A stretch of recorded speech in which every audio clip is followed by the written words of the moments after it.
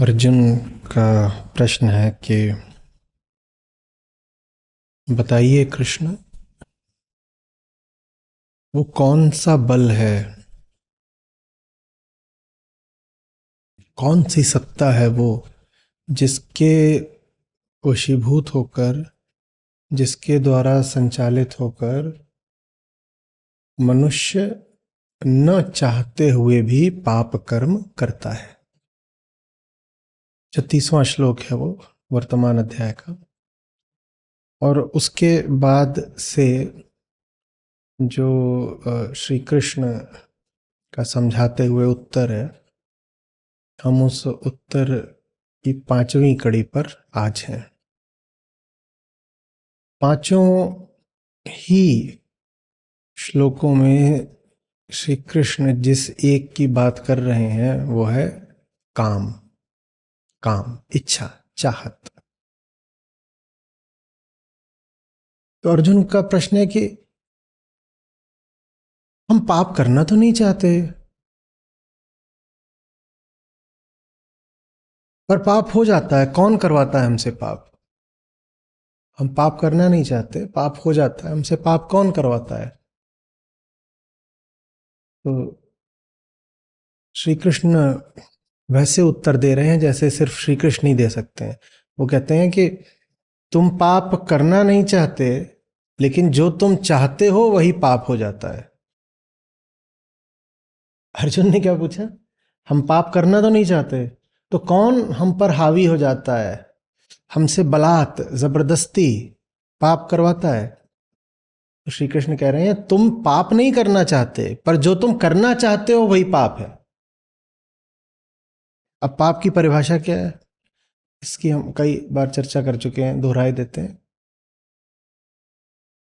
हर परिभाषा, प्रत्येक परिभाषा का संबंध उसी से होगा जो आप हैं। समूचे अध्यात्म का जो प्रतिपाद्य विषय है वो है अहम और उसकी दुख से मुक्ति। अहम है, अहम का दुख है, उसे दुख से मुक्त कराने के लिए अध्यात्म है। तो फिर एक ही पाप हो सकता है और एक ही पुण्य हो सकता है। अहम अपने दुख में, बंधन में डूबा ही रह गया, ये पाप है, और अहम दुख से मुक्त हो गया, यही पुण्य है। तो जो कुछ अहम को उसके बंधनों में और गहरे ढकेल दे वो कहलाता है पाप, और जो कुछ भी अहम को उसके बंधनों से मुक्ति दिला दे वो कहलाता है पुण्य। अब अहम का मूल बंधन क्या है? ये सब पुरानी बातें, पर इनको दोहराना जरूरी है, तभी आज की बात पूरी तरह स्पष्ट होगी। अहम का मूल बंधन क्या है? अहम का मूल बंधन है उसका अपने प्रति अज्ञान।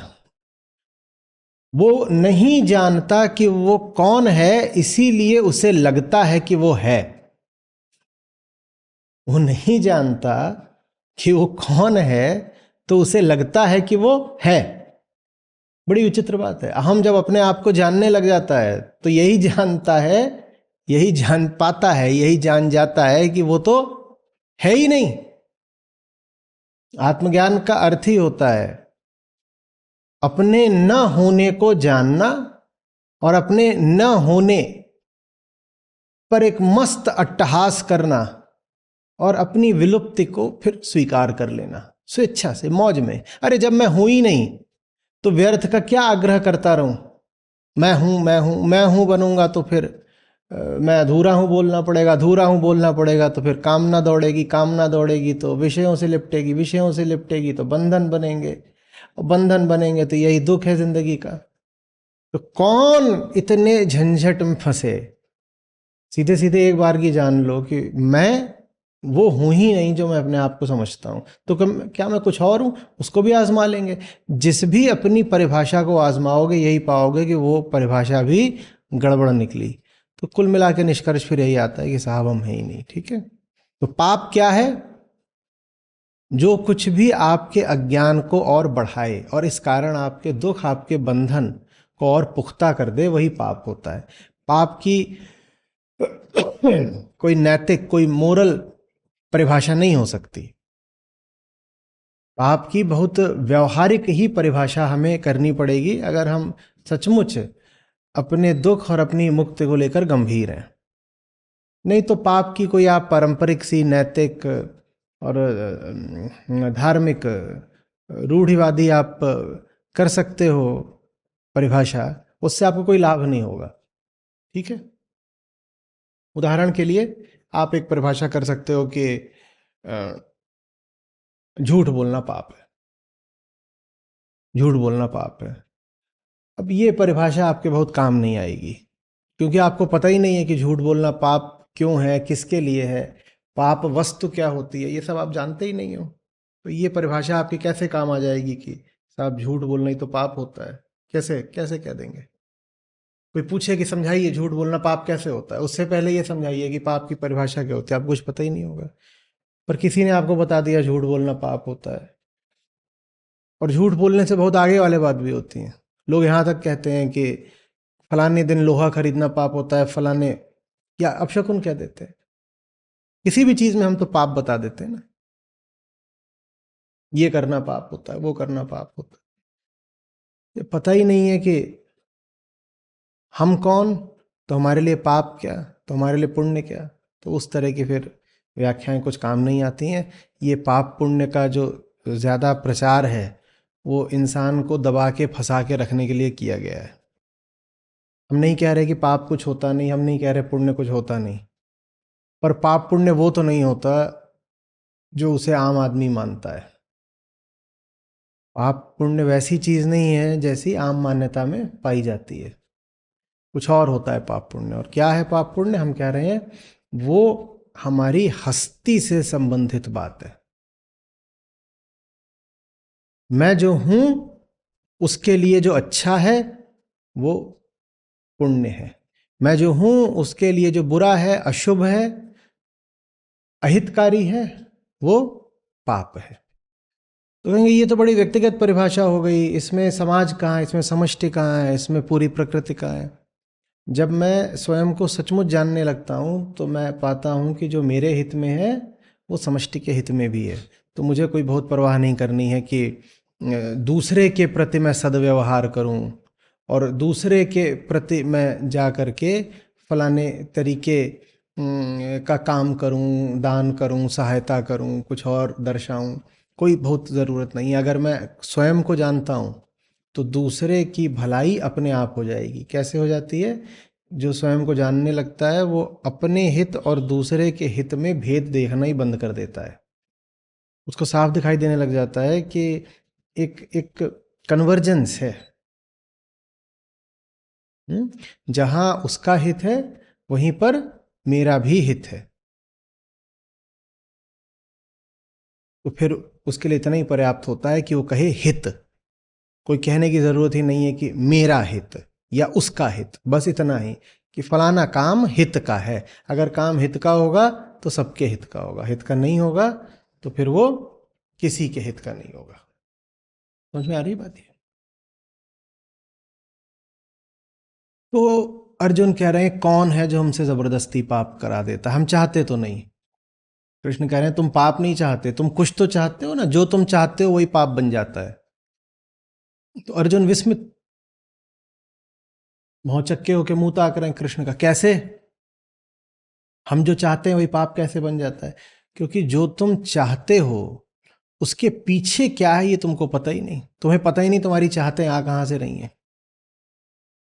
आप पूरा एक श्रृंखला देख लीजिए, एक एक कड़ी से। आप जो चाह रहे हो उसमें आपका पूरा ध्यान किस पर है? चाही हुई वस्तु पर। जब आपको चाहते हो तो सारा ध्यान कहाँ जाके बैठ जाता है? जो चीज चाहिए उस पर जाकर के बैठ जाता है, जो आपने लक्ष्य बना लिया है जहाँ, तो उस वस्तु पर ध्यान बैठ गया। अब आपको ये तो फिर पता ही नहीं कि वो जो आपकी कामना है, जो चाहत है, वो कहाँ से आई। कामना के पीछे कौन है आपको पता नहीं। कामना के पीछे क्या है? कामना के पीछे हमेशा होता है अहंकार। अहम अपूर्ण होता है, तभी तो कामना करता है ना कि मुझे पूरा होना है। तो उस अपूर्णता का आपको कुछ पता ही नहीं लगा, आपको लगा कामना तो ऐसे ही है, प्राकृतिक होती है, और कामना हो रही है कि वहां दुकान में कुछ रखा है सामान माल, वो जाके ले लेना है, तो हम जाके उसको लिए लेते। वो कामना एक भीतरी अपूर्णता से उठ रही है, इस पर आपने ध्यान ही नहीं दिया। उसी अपूर्णता का क्या नाम है? अहंकार। तो काम अहम का ही दूसरा पहलू है। ये बात हमें समझ में ही नहीं आई कि जैसे एक सिक्का हो, उसका एक पक्ष, एक चेहरा हो अहम, तो निस्संदेह अनिवार्यतः उसके दूसरे चेहरे का नाम होगा कामना। अहम हो और कामना ना हो, ये संभव नहीं है। ठीक है, तो अहम पर तो ध्यान गया ही नहीं। जब अहम पर ध्यान नहीं गया तो अहम का अकेलापन, अंधेरापन और अज्ञान कैसा रह गया? जैसा पहले था वैसा ही रह गया। इतना ही नहीं, अहम का अपने हठ पर यकीन और बढ़ गया, वो और आग्रही, दुराग्रही हो गया। वो क्या बोलने लग गया? जो मुझे चाहिए वो पाना ही तो शांति की विधि है। वो जो सामने एक वस्तु रखी है दुकान में, वो मुझे चाहिए, वो पा लूं तो देखो शांति मिलती है। अभी अभी हमने यही प्रयोग करा ना, वो वस्तु हम लेके आओ, वस्तु आप लेके आओ, थोड़ी देर तो शांति मिल ही जाती है। तो भीतर का अंधेरा और बढ़ गया। जितनी बार आप उस भीतर के अंधेरे के कहे अनुसार काम करते हो, उतनी बार अंधेरे को और गहरा देते हो। भीतर एक अंधेरा है, और अंधेरा आपको कुछ निर्देश देता है। उन निर्देशों का आप जितनी बार पालन करते हो, अंधेरा और गहरा जाता है। पाप हो गया कि नहीं हो गया? पाप हो गया कि नहीं हो गया? कामना पे चलना माने भीतर जो अज्ञान बैठा है अपने प्रति, उसे और गहरा कर देना। और यही तो पाप की परिभाषा कही हमने थोड़ी देर पहले। और इसको आप शुद्ध शास्त्रीय रूप से कहेंगे तो हो जाएगा, आत्म अज्ञान ही पाप है और आत्मज्ञान ही पुण्य है। इनके अलावा न कुछ पुण्य होता न पाप होता। बाकी आपको पाप पुण्य के बारे में जो भी सीख वगैरह दी गई है, उससे आप विनम्रता पूर्वक किनारा कर लें। कोई आके आपको बोले ये है, चलो पुण्य करने चलेंगे, कैसे पुण्य हो जाएगा? कह रहे फलाने दिन जा करके फलानी नदी में कुछ चावल डाल देते हैं, उससे पुण्य मिलता है। ऐसे नहीं पुण्य हो जाता। हाथ जोड़िए और इनकार कर दीजिए। ये पुण्य तो एक ही होता है, क्योंकि पाप एक ही है। एक ही पाप है। मैं दुखी हूं, दुखी पैदा हुआ था अंधेरे में, अज्ञान में पैदा हुआ था, पशु जैसा, और पशु ही जैसा मर गया, यही पाप है। अपनी जिंदगी बर्बाद कर रहे ना, यही तो पाप है, और क्या। और ये जो जन्म मिला है, इसको सार्थक कर लेना, यही तो पुण्य है।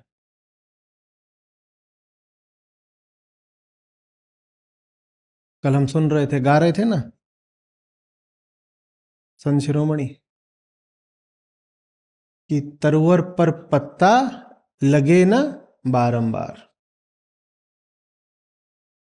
ये जो जीवन है वो एक बार मिलता है। जैसे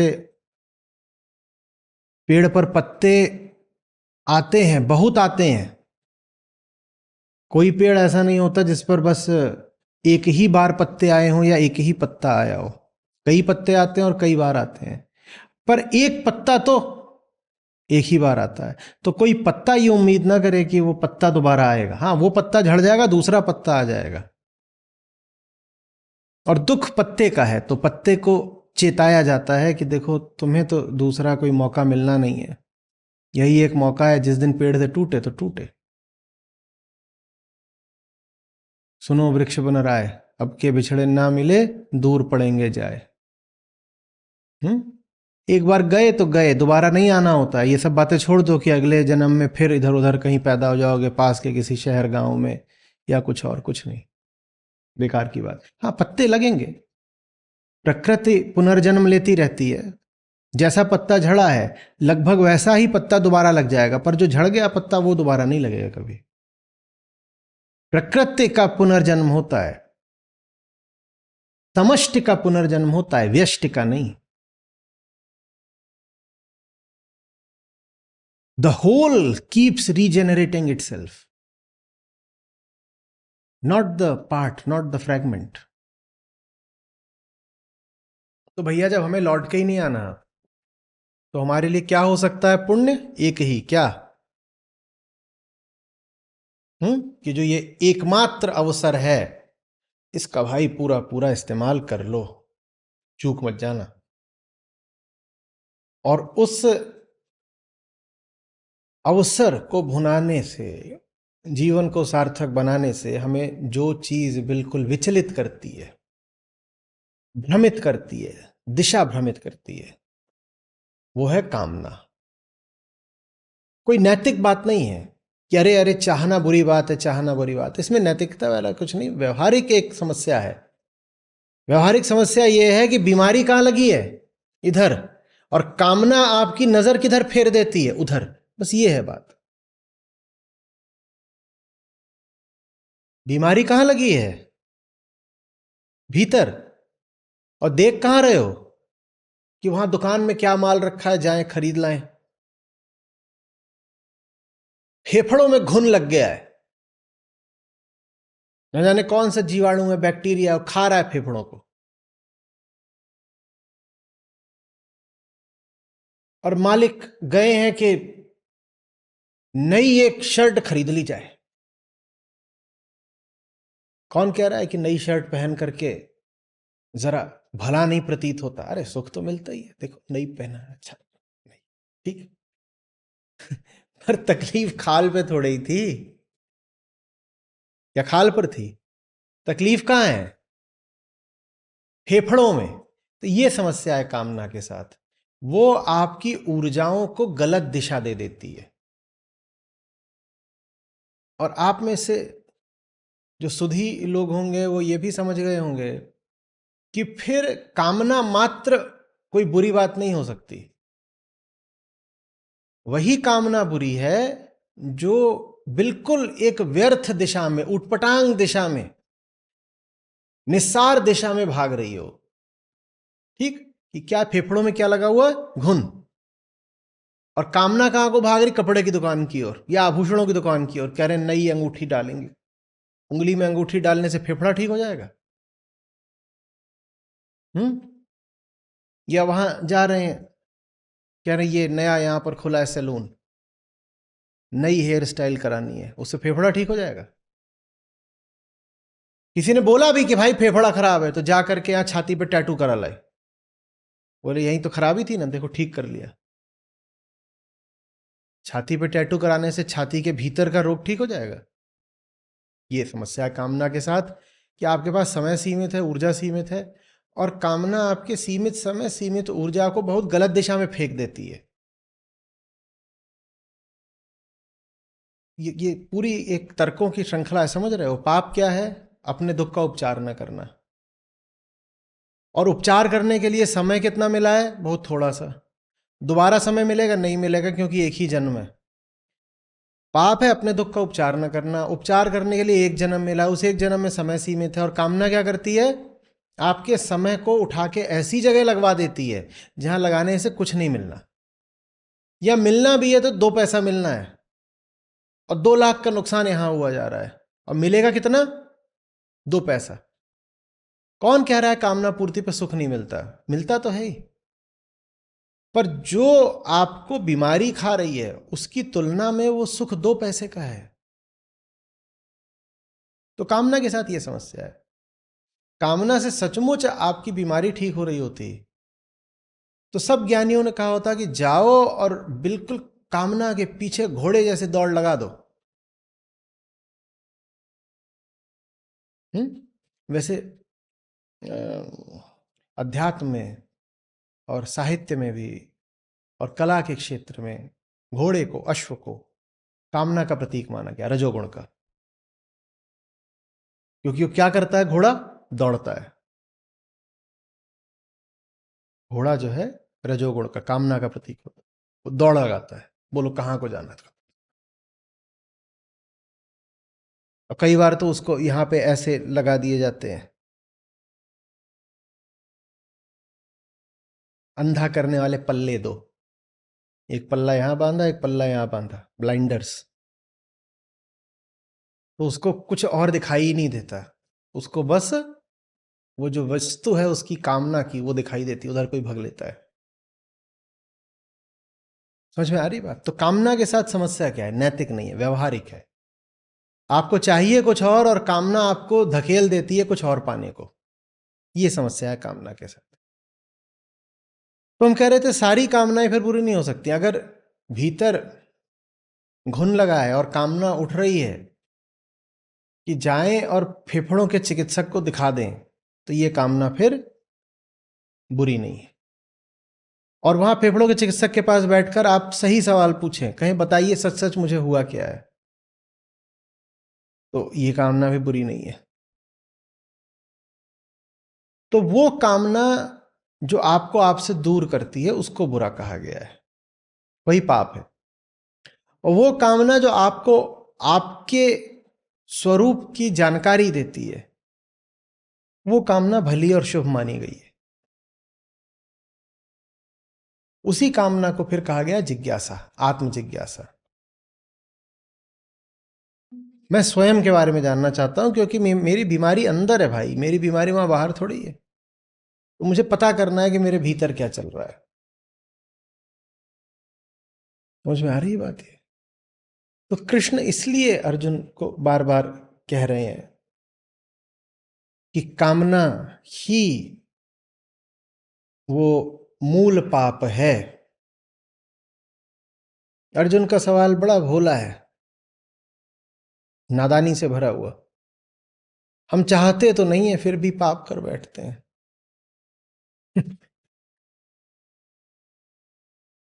अरे पाप करना नहीं चाहते, कुछ और तो चाहते हो ना। कौन अपनी चाहत को साफ साफ स्वीकारेगा कि पाप है? कोई कहेगा? आप जो चाहते हो उसको तो आप यही कहोगे कि कुछ भली चीज ही चाहते हैं, कुछ अच्छा चाहते हैं, कुछ सार्थक चाहते हैं, कुछ ऐसा चाहते हैं जिसमें सर्वजन सरहित है, सर्वहित है। आप ये कहने ही लगो, स्वीकार ही कर लो कि आप जो चाह रहे हो वही तो पाप है। तो मुक्त नहीं हो जाओगे पाप से। कोई नहीं जान रहा होता, कम से कम 99% लोग तो नहीं ही बिल्कुल जान रहे होते कि वो जो चाह रहे हैं वही उनकी जिंदगी का पाप है। क्योंकि चाहत को तो आप पर छाना है, चाहत को तो आपकी जिंदगी बन जाना है। चाहत तो आपके सामने सबसे श्रेष्ठ, उच्चतम, बल्कि पूजनीय नाम लेकर आएगी।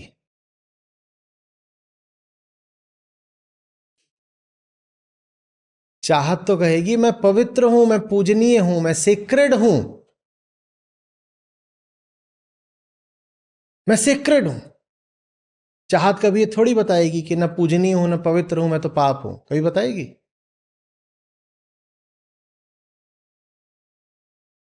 लोग होते हैं अपने रिश्ते को कहते हैं हमारा इनका पवित्र बंधन है, हमना पर आधारित पवित्र बंधन। कभी किन्हीं दो लोगों को स्वीकारते सुना है कि हमारा ये जो आपस में बंधन है, माने रिश्ता है, ये पाप का रिश्ता है? कभी सुना है कि कोई दो लोग आपस में मान रहे हो कि हमारा और इनका, कोई भी दो लोग हो, हमारा और इनका रिश्ता पाप का रिश्ता है?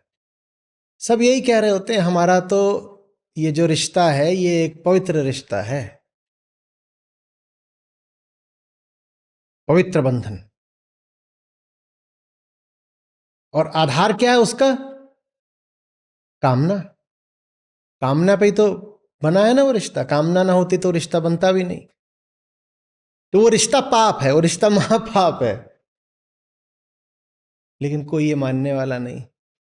और फिर इसी न मानने के हठ दुराग्रह की वजह से जीव जीवन भर तड़पता है, मुक्ति को कलपता है, पाता नहीं। जब आपने अपने जहर को ही अपनी जिंदगी बना रखा हो, तो कौन इलाज करेगा आपका?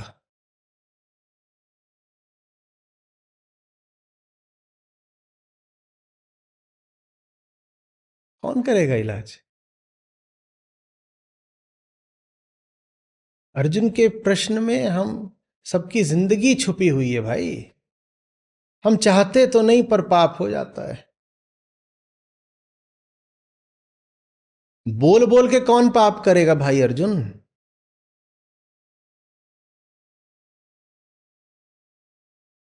अपनी ओर से तो सब पुण्यात्मा ही होते हैं।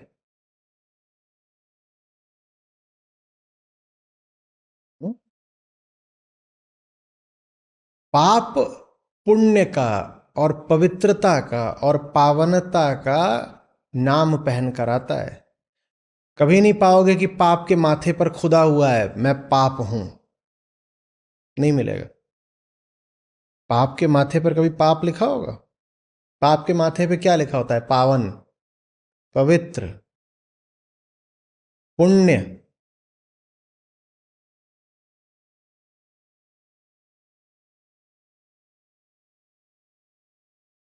ये सब हमारी कामनाओं के नाम है। आप जहां कहीं भी पुण्य देखते हो, वहां आपकी कामना की पूर्ति हो रही होती है, इसलिए आप कहते हो कि ये चीज तो पुण्य की है। वो पुण्य कुछ नहीं है, आपकी कामना का नाम है, इसलिए वो पुण्य पाप है। आप जिस भी वस्तु को पवित्र बोल देते हो, वहां आपकी कामना ही छुपी होती है। आप कह देते हो ये फलानी जगह है बड़ी पवित्र है, क्यों? यहाँ मनोकामनाएं पूरी होती हैं, यहाँ जाओ और मत्था टेको तो मनोकामनाएं पूरी होती हैं। ये जगह बड़ी पवित्र है। वो जो पवित्रता है वो आपकी कामना का ही दूसरा नाम है। तो ये जो पवित्रता है ये भी पाप हो गई, अगर हम कृष्ण की सुने तो।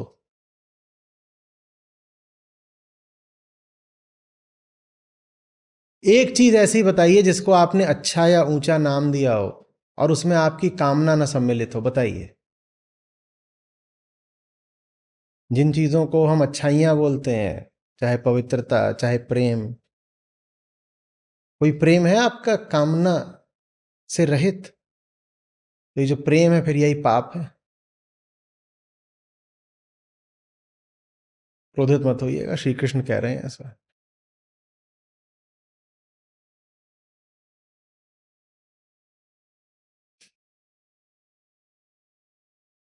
कह रहे हो बांटना पुण्य होता है, बांटना पुण्य होता है, बचपन से ही सुना होगा कि रोटी है तो आधी रोटी बांट दो, कोई मांगने वाला आया। बेटा सेब है तो दो टुकड़े कर दो, भाई को खिला दो। बांटना पुण्य है। हम्म। और बांटने के पीछे अगर कामना हो तो बांटने से बड़ा पाप कोई हो सकता है? एक तो कामना होती है खुली, वो कम घातक होती है, और एक कामना होती है छुपी, प्रच्छन्न, मुंह ढके हुए, नकाब पहने हुए। ये कामना बड़ी घातक होती है।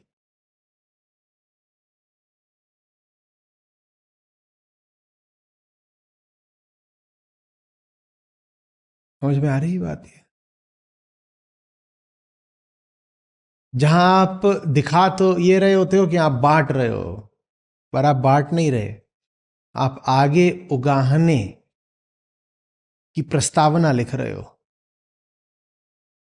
बांटने में आप छीनने की भूमिका तैयार कर रहे हो।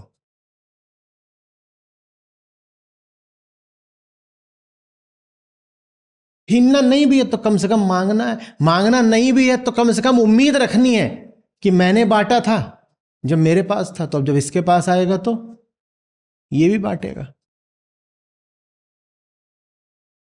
ये बांटना तो नहीं है, ये फिर क्या है? कामना है। और कामना का ही क्या नाम बता दिया कृष्ण ने यहां पर? जिन्हें पाप से बचना हो, वो अपनी छिपी हुई उम्मीदों पर, अपनी नकाब पहने हुई आशाओं पर जरा नजर रखें।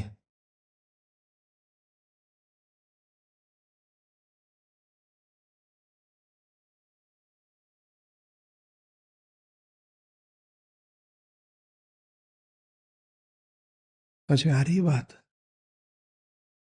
हम कभी भी कुछ भी ये कहकर नहीं चाहते कि चाहना कोई गलत काम है। हम तो यही कहकर चाहते हैं कि चाहने में कोई बड़ी भारी अच्छाई है। क्यों चाह रहे हो कुछ? क्यों चाह रहे हो? जी हम इसलिए चाह रहे हैं कि इससे समाज का कल्याण होगा। सचमुच समाज का कल्याण होगा जो चाह रहे हो उससे? या समाज का 1 रुपए कल्याण होगा, तुम्हारा अपना 2 रुपए कल्याण होगा? तो तुम्हारे इस कल्याण के दावे में तुम्हारी कामना छुपी हुई है। ये जो भी तुम कल्याण करने जा रहे हो ये पाप है। और छोटा पाप वो होता है जहां इरादा घोषित होता है, प्रत्यक्ष होता है। और बड़ा पाप वो होता है जहां प्रदर्शित करी जाती है निष्कामता और उसके पीछे बैठी होती है कामना। वो और बड़ा पाप होता है।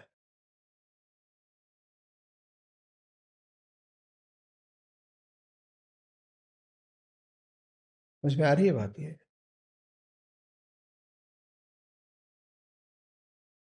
तर्क पे चलना। पाप क्या है, पुण्य क्या है? पाप क्या है? दुखी पैदा हुए थे, अज्ञानी पैदा हुए थे, बंधन में थे, और वैसे ही बंधन लिए लिए जीना मर जाना, ये पाप है। पुण्य क्या है? इसका विपरीत, अपने बंधन अंधेरे अज्ञान को चुनौती देना पुण्य है। कामना बुरी क्यों है? कामना हमारे लिए अशुभ क्यों है? क्योंकि अगर मेरा काम है अपने भीतर के बंधन को चुनौती देना, उससे लड़ना, उसको उसको जानना पहचानना और फिर तोड़ना, अगर ये मेरा काम है, तो कामना मुझे मेरे काम से विमुख करती है। कामना मेरा चित्त ऐसी दिशा में फेंक देती है जहां मुझे कुछ लाभ नहीं होगा। जैसे कि मेरे घर में चोर घुसे हुए हों और चोरों के ही दल का एक कोई मेरा मित्र बनकर आ जाए और वो बोले आइए आइए मिठाई खाइए, उधर बाजार में आज बढ़िया मिठाइयां लगी, आइए मिठाई खाइए। 6 चोर हैं, 5 क्या कर रहे हैं? घर में चोरी। और छठा क्या बन के आ गया है? मेरा हितैषी। तो क्या बोल रहा है मुझसे? आइए आइए बाजार की ओर चलिए मिठाई खाइए। वो मुझे बाजार की ओर क्यों लेके जा रहा है? ताकि मैं घर पर ध्यान ही ना दूं और घर में चोरी लग जाए। समझ में आ रही बात? तो कामना ये करती है। ये जो आया है मेरा मित्र बन के, इसका नाम है श्रीमन कामना। क्या नाम है इनका? कामना। ये मुझे मेरे घर की ओर नहीं देखने दे रहे और मेरे घर पर डाका पड़ा हुआ है। चोर कुछ नहीं छोड़ेंगे वहां। होना यह चाहिए कि इस वक्त मैं जान लगाकर लड़ जाऊं। किनसे? जो मेरे घर के भीतर चोर घुसे हैं उनसे। और ये कामना महाराज क्या कर रहे हैं? ये मुझे लेके जा रहे हैं आइए मिठाई खाइए, और ये क्या बन रहे हैं? मेरे हितैषी बन रहे। बोल रहे आइए आइए, मैं तो आपका दोस्त हूं, आपको मिठाई बड़ी पसंद है, आज वहां बढ़िया मिठाई बनी, आइए। कामना ये करती है, आपको मिठाई की ओर ले जाती है। जहां आपको लड़ाई करनी चाहिए वहां आप मिठाई करने लग जाते हैं। कामना का ये काम होता है। तेरी गठरी में लागा चोर मुसाफिर, ये कामना है। कामना आपको अंतर्मुखी होने से रोक देती है।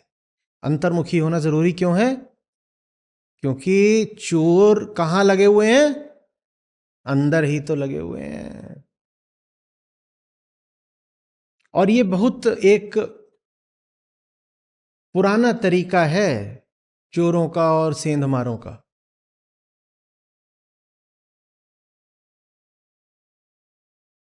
पहले हुआ करता था, अब तो पता नहीं। आप रेलवे प्लेटफॉर्म पर बैठे हुए हैं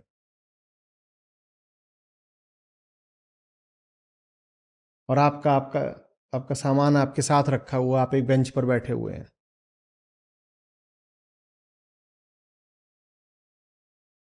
तो एक व्यक्ति होगा चोरों के दल का जो आपसे कुछ दूर पर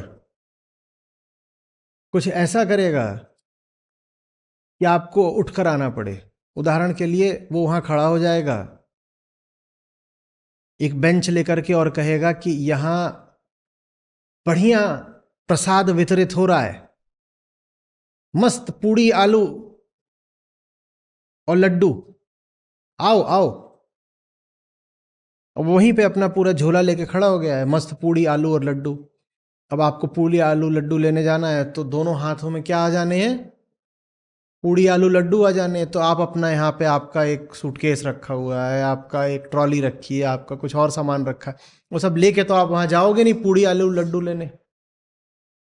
आप उधर निकले पूड़ी आलू लड्डू लेने और उतनी देर में पीछे से आपका माल साफ। कामना ये करती है, कामना आपको एक ऐसी दिशा में खींच लेती है जहां आपको कुछ मिलेगा भी तो बिल्कुल 2 रुपए का। वो पूड़ी आलू लड्डू उसकी क्या औकात थी? कितने का था वो पूड़ी आलू लड्डू? कुछ भी नहीं। और आपका जो माल रखा हुआ था वो कहीं ज्यादा कीमत का था, वो माल कोई लेके चंपत हो गया। कामना ये करती है, आपको बाहर की ओर खींचती है ताकि भीतर बड़े मजे में, बड़े सुकून में, बेखटके चोरी हो सके। समझ में आ रही है बात? चाहने में क्या बुराई है? सत्य को भी तो चाहा जाता है, मुक्ति को भी तो चाहा जाता है। भक्तों ने अपने भगवान को भी चाहा ही है। चाहने में क्या बुराई है? बेहोश चाहने में बड़ी बुराई है। एक मूर्छित व्यक्ति कह रहा है मुझे ये चाहिए, मुझे वो चाहिए। आप उससे ज्यादा मूर्छित होगे अगर जो उसे चाहिए वो आपने लाके दे दिया तो। मूर्छा में बुराई है। हमारी कामनाएं हमारी मूर्छा से निकलती हैं, इसलिए बुरी हैं। यही कामनाएं हमारी जागृति की अभीप्सा से निकलें तो कामना में नहीं फिर कोई बुराई है। ऐसी कामना तो वर्णीय है, ऐसी कामना तो सर माथे।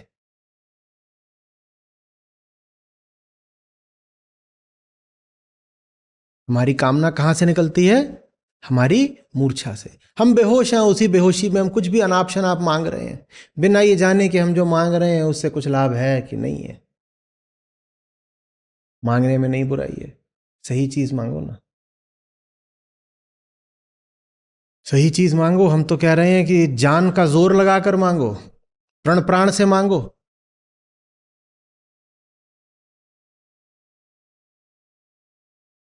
ये थोड़ी कि सो रहे हो सपना आ रहा है कि बारिश बहुत हो रही है और सपने में चिल्ला रहे हो छाता छाता छाता,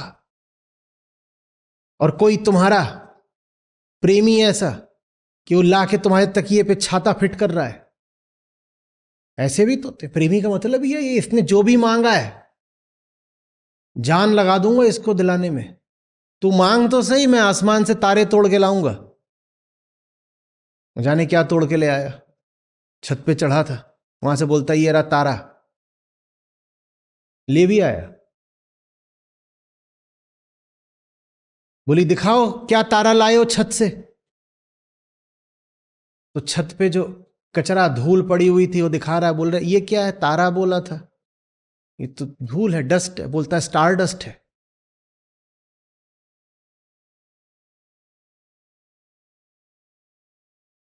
खुश भी हो गई। ऐसों से बचना जो तुम्हारी कामनाएं पूरे करने को बड़े आतुर रहते हैं, बड़े उत्सुक रहते हैं। ऐसों की संगति करना जो आपकी कामना पर थोड़ा सवाल उठाए, बड़े प्रेम से, आपका अपमान करने के लिए नहीं, आपका अज्ञान हटाने के लिए। आपसे ही पूछें, आपकी कामना को अनुचित अवैध नहीं ठहरा रहे, आपसे पूछ रहे हैं अच्छा ये चाहते तो हो, बताओ क्यों?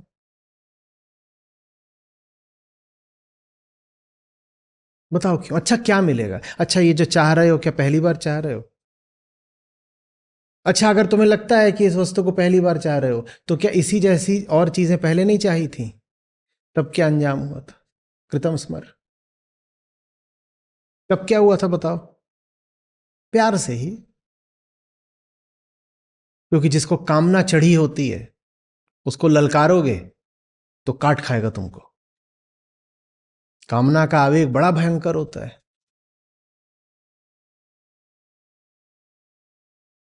जिन जगहों पर कुत्ते बहुत पाए जाते हैं वहां पर चेतावनी छाप दी जाती है कि कुत्ता अगर रोटी के साथ हो तब मत छेड़ना, और कुत्ता अगर कुतिया के साथ हो तब मत छेड़ना। ये उसकी कामना के क्षण है, काट खाएगा। किसी को भी कुछ भी समझाया जा सकता है जिस पर कामना का ज्वर, आवेग, भूत चढ़ाओ, उसको समझाने जाओगे बहुत लात खाओगे। वो आपको दुश्मन मानेगा तुरंत। वो कहेगा ये मुझसे मेरी मनचाही वस्तु छीनने आया है। अरे जलता है, हमारी हसरतें पूरी हो रही हैं, इसको आग लग रही है, जलता है। कामना का ज्वर थोड़ा सा शीतल होने दो, फिर बात करो। वासना, कामना, इच्छा, चाहत सर चढ़कर नाचती है।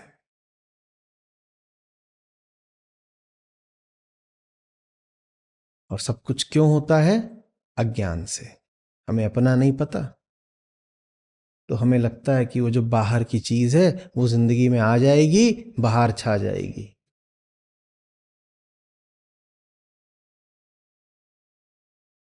समझ रहे हो?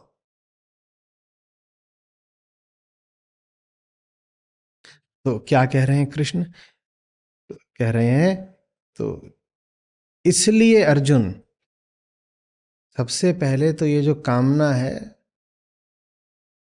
इसको छोड़ो। और कामना के बारे में कहा ये ज्ञान विज्ञान का नाश करने वाली चीज होती है। ज्ञान विज्ञान का, ज्ञान विज्ञान क्या है इस पे अभी थोड़ी चर्चा करेंगे। और कहा कि इंद्रियों का संयम करो थोड़ा। किस इंद्रिय की बात कर रहे हैं यहां पर? जो सबसे महत्वपूर्ण इंद्रिय है, मन। मन का संयम। क्योंकि बाकी सब इंद्रियां किसकी गुलाम होती हैं? मन की। और मन किसका गुलाम होता है? अहम का। ये बहुत एकदम साधारण मूलभूत बातें हैं, इनको कभी भूलिएगा नहीं, मैं बार बार इसीलिए दोहराता हूं। इंद्रिय संयम माने ये नहीं होता कि कान में रुई ठूस ली, आंखों पर काली पट्टी बांध दी। ये नहीं इंद्रिय संयम होता। हालांकि ऐसे इंद्रिय संयम का अभ्यास करने वाले बहुत रहे हैं, उससे कुछ लाभ भी हो जाता होगा, इनकार नहीं करता, पर वो चीज असली नहीं है। ना इंद्रिय संयम ये होता कि फलानी वस्तु छूनी नहीं है। इंद्रिय संयम होता है जो प्रमुख इंद्रिय है, जो केंद्रीय इंद्रिय है,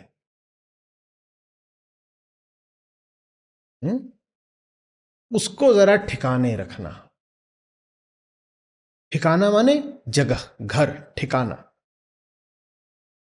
और मन सही जगह तब रहता है जब मन का केंद्र सही जगह रहता है। अहम, अहम आत्मा से जितना दूर रहेगा मन उतना बिगड़ा हुआ रहेगा। आपका मन बहुत खराब हो, आप कहते हो ना कई बार मूड खराब है, आज क्या हुआ, ऐसे ही मन थोड़ा व्यथित है, ऐसे उत्तर दिए ना, मन नहीं कर रहा, आज मन परेशान है, आज विचलित है। मन अगर विचलित है तो एक ही वजह हो सकती है, मन का केंद्र विस्थापित है। मन का विचलन बस लक्षण है मन के केंद्र के विस्थापन का। ये जो मैं है ना, कुछ उल्टा पुल्टा बना बैठा है, आत्मा से बहुत दूर, कुछ और ही इसने अभी नाम पकड़ रखा है, पहचान। मैं कौन हूं? मैं अभी दुकानदार हूं। मैं अगर दुकानदार है तो मन खराब होगा। मैं कौन हूं? मैं अभी पति हूं, मैं पिता हूं, मैं पत्नी हूं, मैं मां हूं, मैं दोस्त हूं, यार हूं, बहन हूं, कुछ और हूं, जो भी तुम।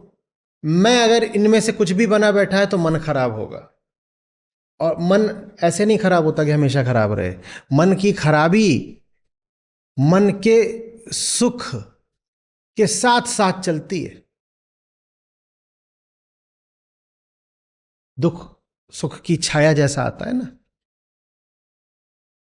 तो मैं का विस्थापन ही मन को सुख भी देता है।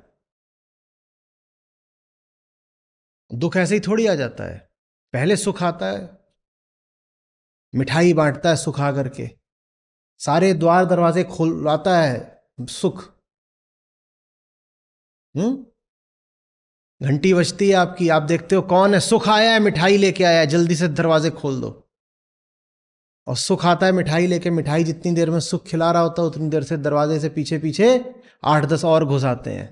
वो दुख है। दुख घंटी बजाएगा तो आप खोलोगे कभी दरवाजा? तो घंटी तो हमेशा सुख ही बजाता है, और आप कहते हो वाह सुख आ गया, सुख आ गया। दुख सुख को चेहरा बनाकर चलता है, दुख सुख को आगे कर कर चलता है। तो आप खोल देते हो, वो भीतर आ जाता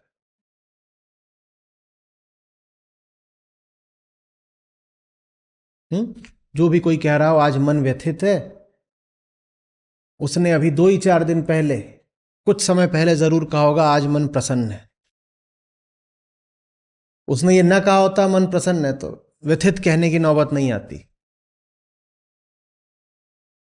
खुशियां बधाइयां बल्ले बल्ले ना हुआ होता तो अभी ऐसी बदरंग शक्ल ना होती, बेहाल आंखें ना होती, अवसाद वाला मन ना होता। मन व्यथित है, कारण यही होगा सदा हम कह रहे हैं कि मैं विस्थापित है। मैं का विस्थापन ही मन का विचलन है। और यही जो मन है, श्री कृष्ण हमें बताते हैं कि सब इंद्रियों का राजा है।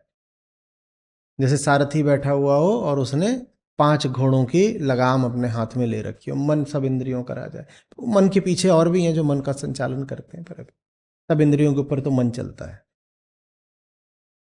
और जब मैं मन कह रहा हूं तो उसमें मैं सब माने ले रहा हूं, पूरा अंतःकरण, चित्त, बुद्धि, ये सब उसी में मैंने डाल दिए, मन में।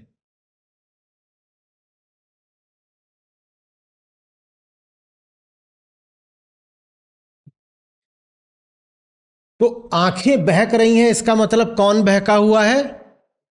मन। आंखें बहक रही हैं तो आंखें नहीं बहक रही, कौन बहका हुआ है? मन। और जब मन बहका होता है ना, तब आंखें न भी बहक रही हों तो भी वो नज़ारे पैदा कर लेता है। आप जब सो जाते हो, आपने कभी देखा है, किसी सोते हुए व्यक्ति को देखिएगा, उसकी पलकें मुंदी हुई होती हैं पर आंखें चल रही होती हैं। कभी देखा है?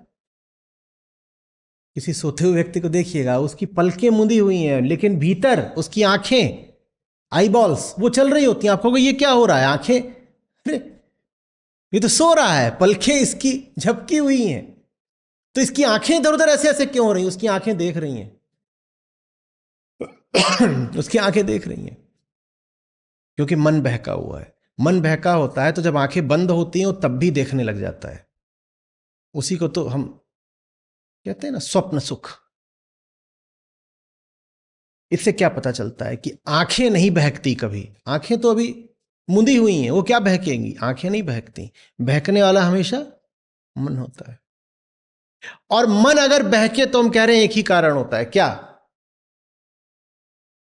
मैं ठिकाना छोड़े हुए था।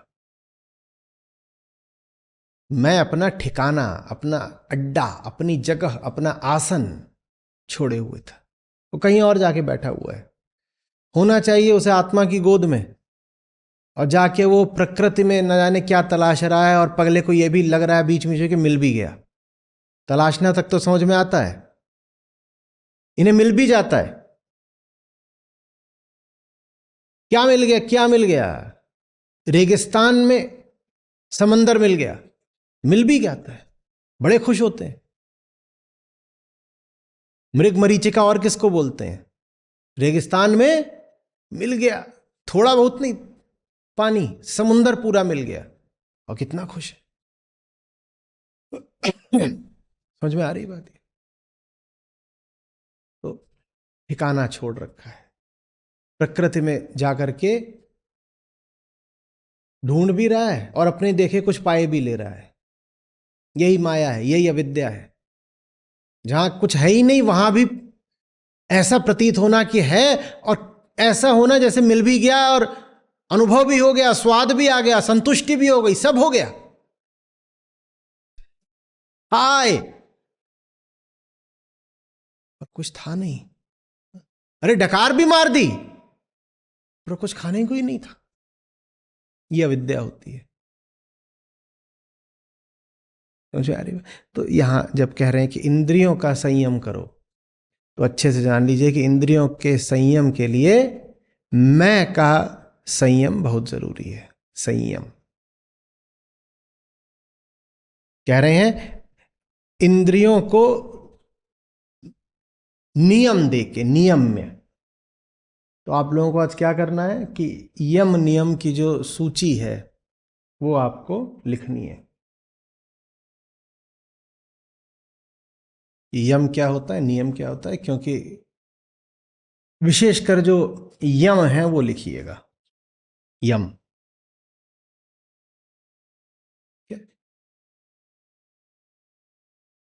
यम और नियम में मैं यम को क्यों प्रधानता दे रहा हूं, क्योंकि यम आपको बताते हैं कि आपको क्या नहीं करना है। यम आपको बताते हैं आपको क्या नहीं करना है, नियम बताते हैं कि क्या करना है। अब क्या करना है तो बहुत दूर की बात है ना, पहले हम उससे तो मुक्त हो जाएं जो हम करते ही रहते हैं अपनी वृत्ति पे। तो यम ज्यादा महत्वपूर्ण होता है। यम में मुझे नेति नेति की सुगंध आती है कि क्या नहीं करना है, कैसा नहीं होना है। वास्तव में यहां पे करने से भी इतना नहीं जोर होता। आप यम के अगर मूल में जाएंगे तो वहां आप अज्ञान का नकार पाएंगे। 5 जो यम हैं उसमें से 3 तो सीधे सीधे नकार की ही भाषा में है, और जो बाकी 2 हैं जो नकार की भाषा में नहीं है वो भी वास्तव में नकारते ही हैं। तो चाहे वो अहिंसा हो और अचौर्य अस्तेय हो, दोनों एक ही हैं, या परिग्रह हो, इन 3 में तो दिख ही रहा है कि अ लगा हुआ है, कुछ नकारा जा रहा है। क्या नकारा जा रहा है? जो हमारी पशुता की प्राकृतिक वृत्ति होती है उसको नकारा जा रहा है। उसके अलावा सत्य तो ब्रह्मचर्य होते हैं, वहां भी कुछ है जो नकारा जा रहा है। ब्रह्मचर्य क्या मतलब कि आप तो माया में खोए रहते हो, आप माया में आचरण करते हो, तो माया में आचरण न करना ही ब्रह्मचर्य है। और सत्य क्या है कि आप तो असत में ही घुसे रहते हो, जो अनित्य है उसी में। तो अनित्य का नकार ही सत्य है। तो ये सब यम है। अब मैंने क्यों बता दिया, तो आपको लिखना था। आप फिर भी लिखिएगा, क्योंकि ज्यादातर लोग तो सुनने के बाद भी भूल भाल गए होंगे। ये बड़े महत्वपूर्ण है। ये आपको योग में भी मिलते हैं और ये आपको जैन शास्त्रों में भी मिलते हैं। तो कृष्ण कह रहे हैं कि इंद्रियों को संयम दे करके, संयम देख रहे हो क्या है, संयम या नियमित करके, वहां पे क्या है, नियम, नियम, यम नियम वही। तो इंद्रियों को संयमित करके, नियमित करके, तुम सबसे पहले तो ये कामना से पिंड छुड़ाओ अपना।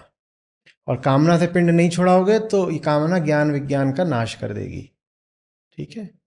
आप लोगों ने गाया था कि क्या, जब काम भरा हो जब आंख में तो सच नजर नहीं आता है।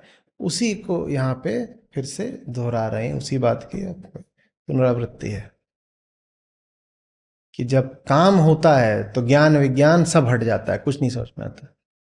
ज्ञान विज्ञान, कृष्ण ने दोनों को अलग अलग क्यों कहा है यहाँ पर, ज्ञान विज्ञान? ज्ञान का जो साधारण अर्थ है वो है जानना। ठीक है? किसी एक वस्तु को जानना साधारण अर्थों में, उसका अर्थ होता है ज्ञान।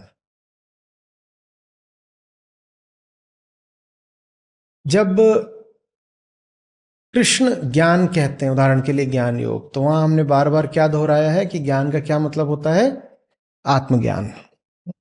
यहां पर जब ज्ञान विज्ञान को जोड़ दिया गया है तो बात थोड़ी सी भिन्न है, कुछ और अर्थ लिए हुए, उसको समझ लेते हैं।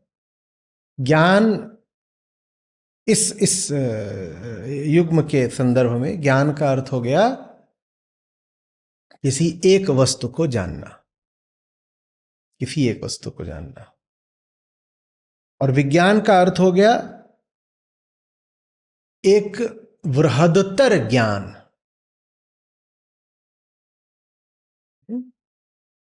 एक ज्यादा व्यापक ज्ञान, एक वस्तु भर का ज्ञान नहीं, फैला हुआ ज्ञान। उदाहरण के लिए रामकृष्ण कहा करते थे कि जंगल में लकड़ी है, ये ज्ञान है। जंगल में लकड़ी है, ये ज्ञान है।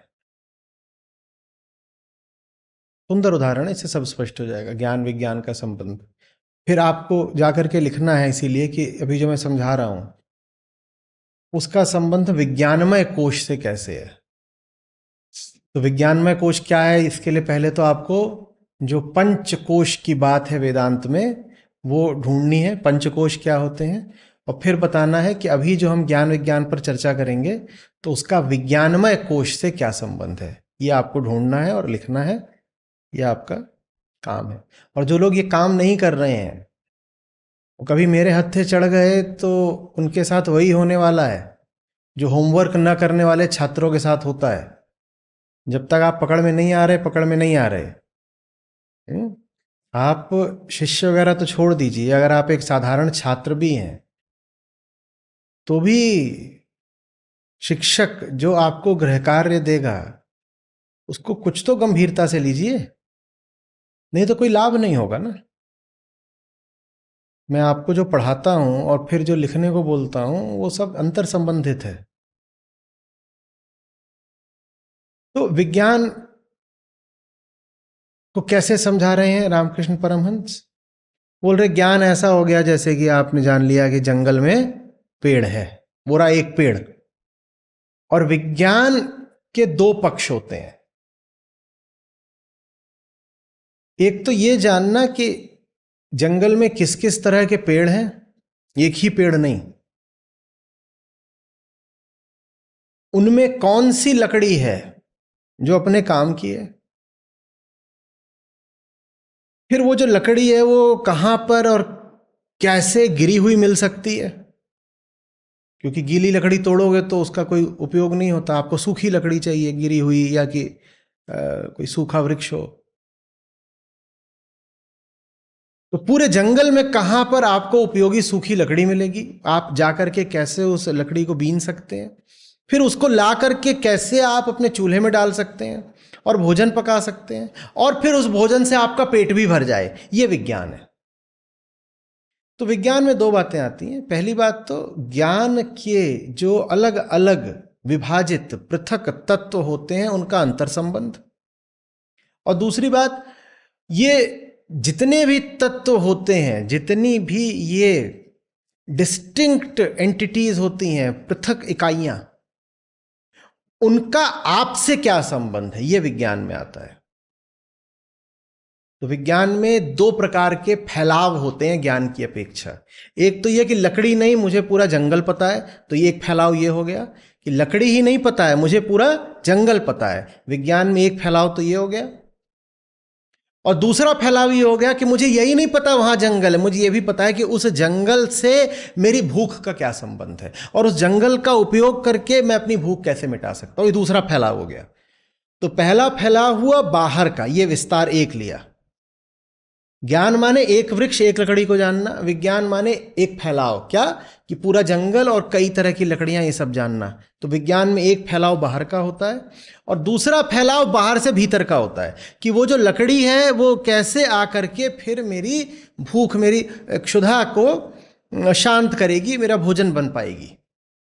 ये दूसरा फैलाव होता है। तो कृष्ण कह रहे हैं ना ज्ञान मिलता ना विज्ञान मिलता जब आंख में भरा होता है काम का चस्का। तो उस दिन बोल रहे थे ना, छोड़ो कामिनी चस्का रे।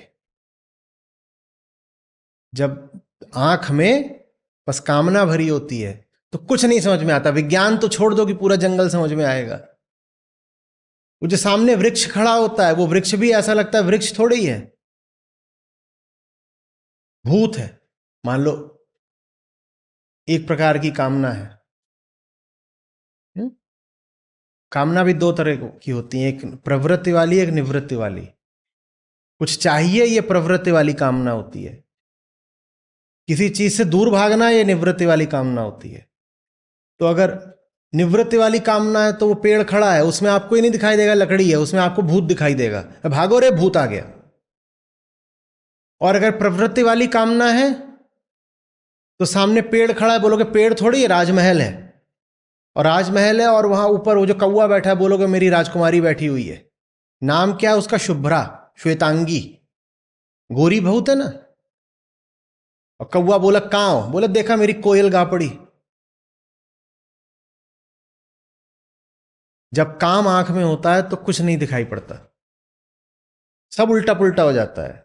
वो एक साधारण सा पेड़ जो शायद आपको सूखी लकड़ी की आपूर्ति कर सकता था आपके चूल्हे के लिए, वो साधारण सा पेड़ वो लकड़ी की जगह लड़की बन जाता है।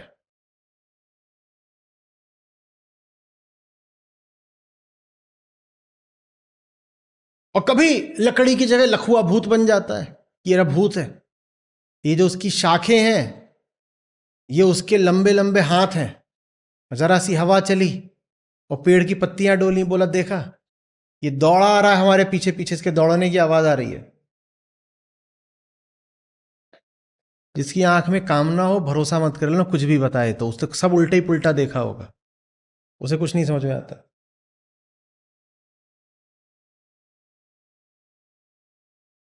अभी दुनिया भर में जो सबसे बड़ी मीट उत्पादक कंपनियां हैं, अभी क्लाइमेट चेंज पर एक बड़ी वार्ता होने जा रही है, सीओपी। तो ये सब वहां जा रही हैं और वहां पे जाकर के ये ढोल बजाने जा रही हैं कि अरे जितना मांसाहार करो उतना कार्बन कम होता है हवा में।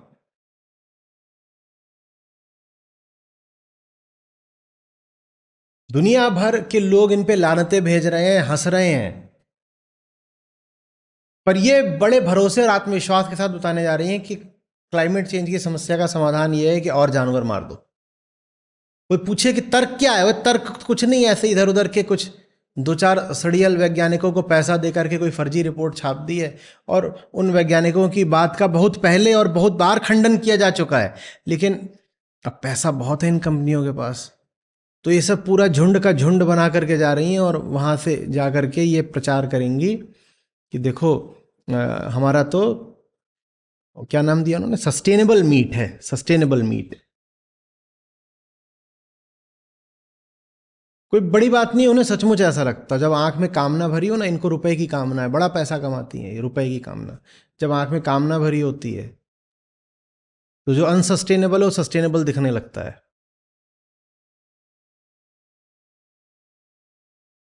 जो आपके नाश का कारण है उधर आपको अपना हित दिखने लगता है।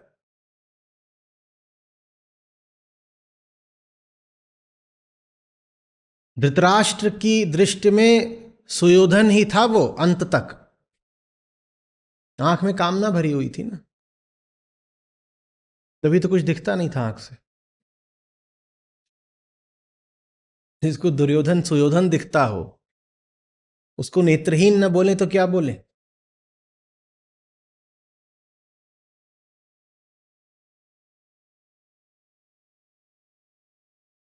समझ में आ रही है बात?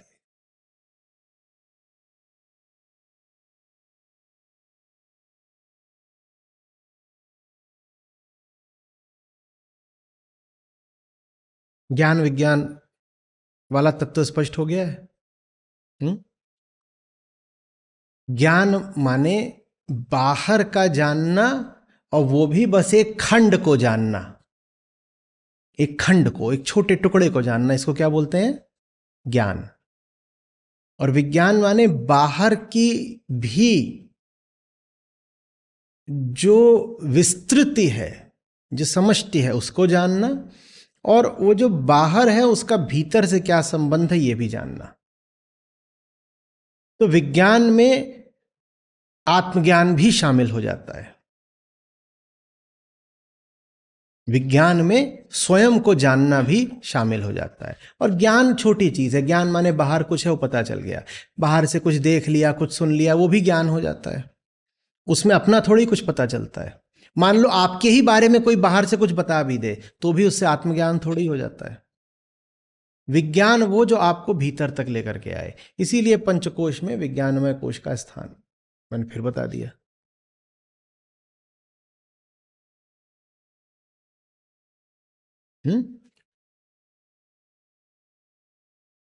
तो अध्यात्म की दृष्टि में जब आत्मज्ञान है तभी विज्ञान है। ज्ञान की ही पूर्णता और ज्ञान के ही विस्तार को विज्ञान कहते हैं।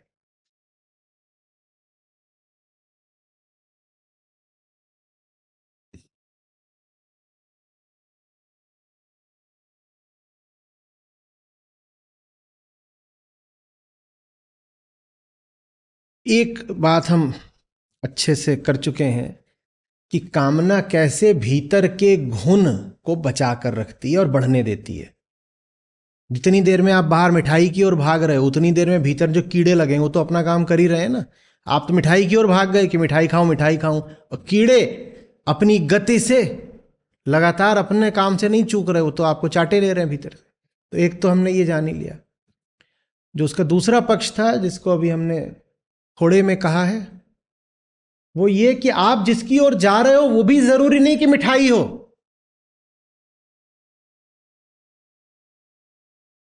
एक तो कामना के साथ समस्या ये है कि वो आपको बाहर फेंक देती है जब आपको होना कहां चाहिए था, भीतर।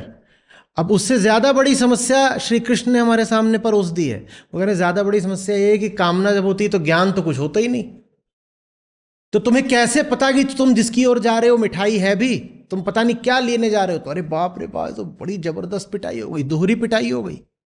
पहली बात तो ये कि होना कहां चाहिए था, अंदर, और भागे कहां को, बाहर।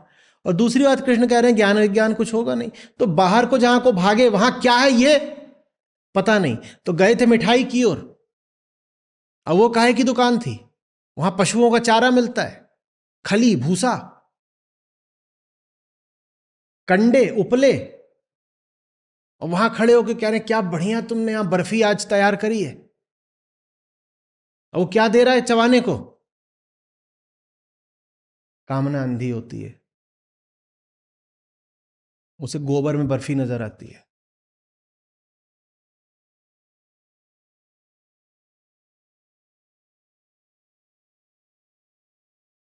समझ आ रही बात। कामना का मतलब ही है कि कुछ नहीं दिखाई देगा। अंग्रेजी में कहते हैं love is blind, love blind नहीं होता, कामना ब्लाइंड होती है। Desire is blind, desire is blind and love it does not need eyes.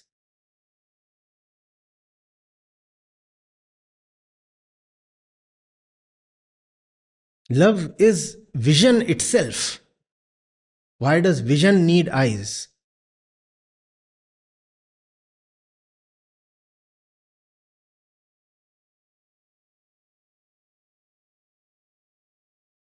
इतनी बुरी पिटाई हो रही ना हमारी। झुन्नू लाल के घर में कौन घुसे, चोर। और झुन्नू लाल को वो ले गया कि चलो चलो क्या खिलाएंगे, मिठाई।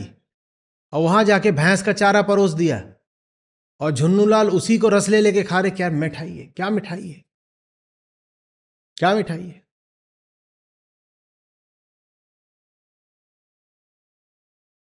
पहली बात तो तुम वहां नहीं जहां होना चाहिए, दूसरे जहां तुम गए हो वहां तुम्हारा मूर्ख बनाया जा रहा है।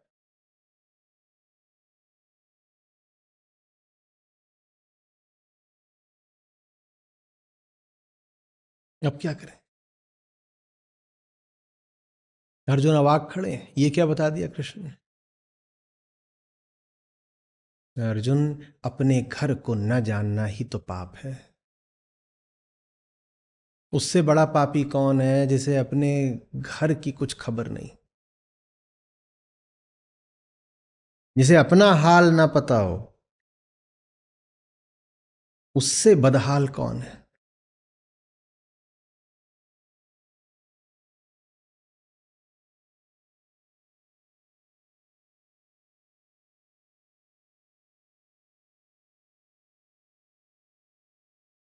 नहीं जानता अपने आप को, वो पालता है बस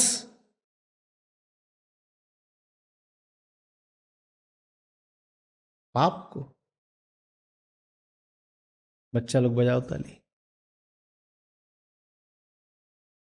ताली बजा लो, जग जाओगे। बजाओ बजाओ।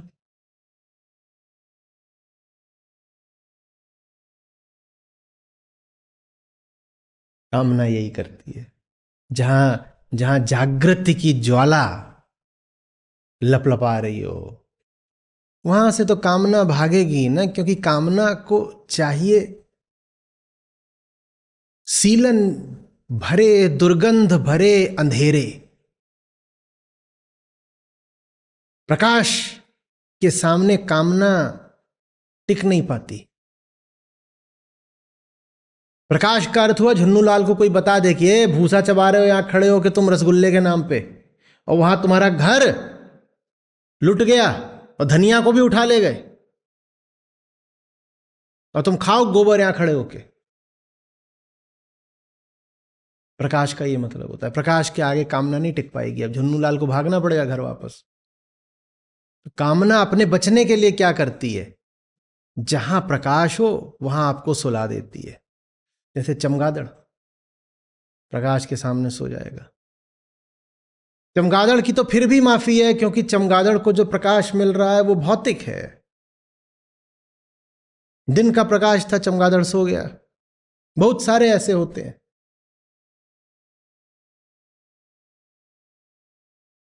निशाचर जब सूर्य का प्रकाश आता है तो सो जाते हैं, उनकी माफी है, क्योंकि वो प्रकाश भौतिक था, सूर्य का था। सूर्य क्या है? भौतिक ही तो है। पर जिनके सामने कृष्ण का और गीता का और ज्ञान का प्रकाश हो और वो भी सो जाएं, उनको हम क्या बोले?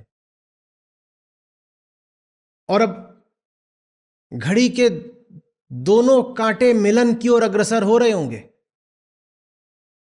छोटा कांटा बड़े कांटे के नीचे, बड़े कांटे के पाश में, पहलू में छुपकर सोने को बेताब हो रहा होगा। माने 12 बजने वाले होंगे।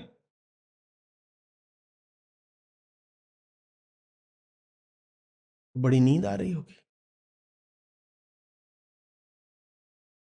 अब कहिए, यहां ज्ञान यज्ञ है, यहां प्रकाश की ज्वाला है, और आप कहते हैं अब तो नींद आ रही है। ये कामना का काम है, ये समय की बात नहीं है। सावधान,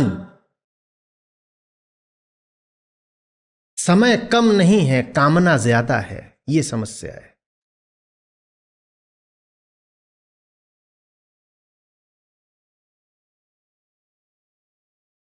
अपनी नींद से बहुत बचिएगा। नींद निशानी मौत की।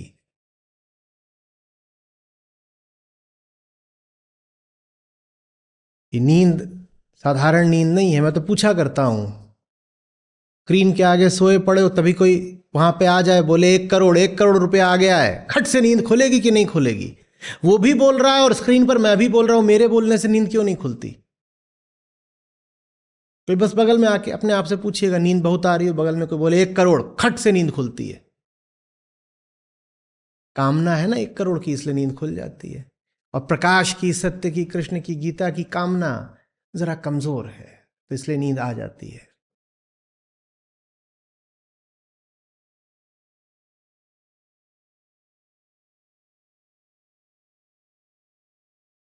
मैंने कहा बच्चा लोग बजाओ ताली। कोई ताली क्यों नहीं बजी बताओ? क्योंकि सारे बच्चे सो गए थे।